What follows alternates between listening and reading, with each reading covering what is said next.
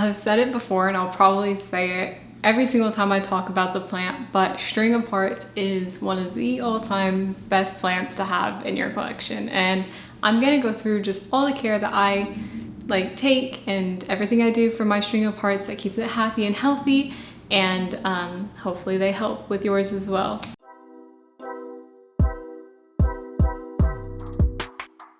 I have met some people that struggle a bit with their string of hearts, and I honestly think the number one thing you need in order to make this plant happy is light. And as you can see, my apartment's like pretty light, and I actually have my string of hearts literally just in this bookshelf over here, and he's been doing totally fine. There is a window slash door on this side, and then as you can see, there's a window right here, and those are both facing, this one's facing west, and then this one is like, if I can get my directions right, that one's south, but it doesn't really like get a whole lot of direct sunshine in there, so it kind of gets the residual light onto the string of hearts.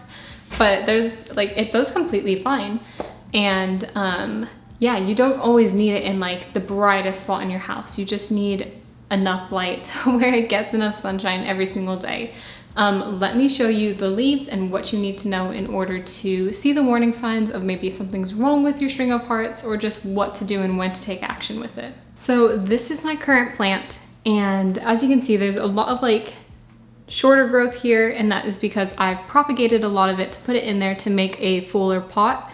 At the top, it's always been quite full, just, you know, by usual standards, because I have always just wrapped around some bits in there so the leaves are there, but I just wanted more trailing to happen here, which is why I added in those propagations at the top. So at the top here, these are all very mature leaves, and they're original to the first original plant that I got this from, because this used to be in a 6-inch pot and then I divided it into 3 pots and whatnot. But I really don't water this plant a whole lot, and if you have string of hearts, you know they really don't need that much water. They're a bit like succulents in that they have like thick leaves, they like sunlight, and you don't need to water them very often. And there's a really easy way of telling when they need to be watered, and that way you don't overwater them, because overwatering is the quickest way to kill these. And I found that out the hard way with a lot of mine, just like my propagations that I've tried to plant, and then my variegated string of hearts, I believe, happened the same way. But what you want to do is at the top here where you have all the mature leaves, and the mature leaves aren't just the ones that are in the soil or by the soil, but the mature leaves are also these ones up here. So you want to do the taco test with them. And I'm sure we're all familiar with the taco test and everything, but literally it is the way that I've always checked the watering levels on my string of hearts.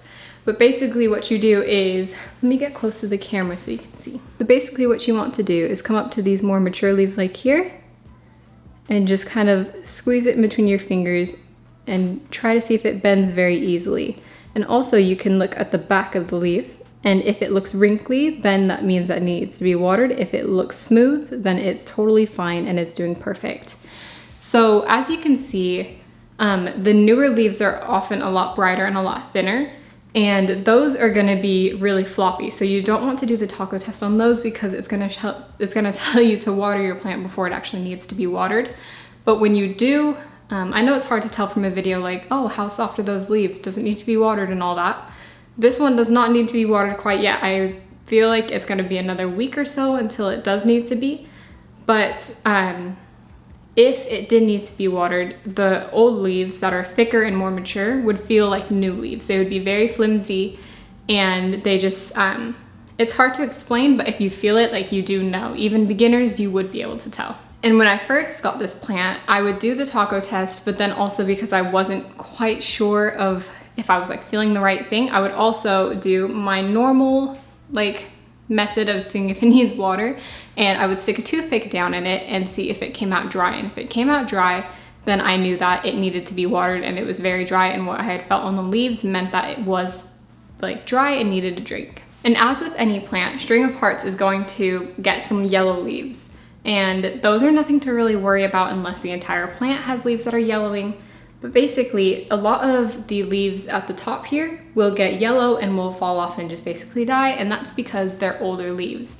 And that doesn't mean that anything's wrong with your plant, but it's kind of just you know, you'll have like your skin cells will shed, your hair will shed. Similarly, the plant just sheds its excess leaves that it doesn't need anymore in order to survive.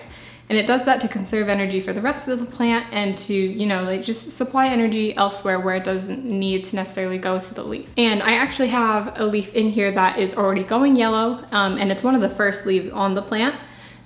It's going yellow and it will probably fall off soon, but I'm not fussed about it because it's literally the only one. So we have this leaf right here and it's going yellow and it's kind of curling, which means it's not quite healthy.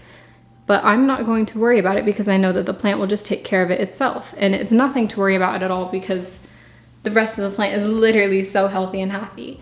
So it's nothing to fret about, and really don't panic and think that you're not doing a good job, because if you're not doing a good job with your string of hearts, it will tell you. So string of hearts is actually very easy to propagate, and there's just so many different ways that you can go about propagating, which makes it a lot easier for some people, because I know for some people like the water method doesn't quite work, and they just, for other plants, you don't really have many more alternatives.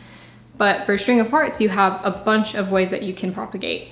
The way that I do it is similar to all my other plants, and that's literally just chopping some nodes off and putting the ends in water. So what I'll do is I'll chop like right below a set of leaves, which is a node right at that leaf, and then I'll pluck the leaves off and then put it in. You want to still have like a couple leaves on the stem just so there's this like a place for more growth to come from. But I'll just chop off a couple nodes and take like the bottom leaves off of the bottom node and then stick that in water, and then new roots will grow from that, and then I'll stick it in soil. You can also do what's called the butterfly method, and that is you chop up just one node and keep the leaves off, or keep them on, excuse me. So if I did that on this strand, I would chop the top and bottom of this strand where my fingers are. So it just leaves those two leaves and node where my fingers are. And then I would just place that in some, I would probably use moss if you're doing it that way. And then at the back here, on the back of the node, it will sprout some roots and it will grow, and then new growth will come from that node.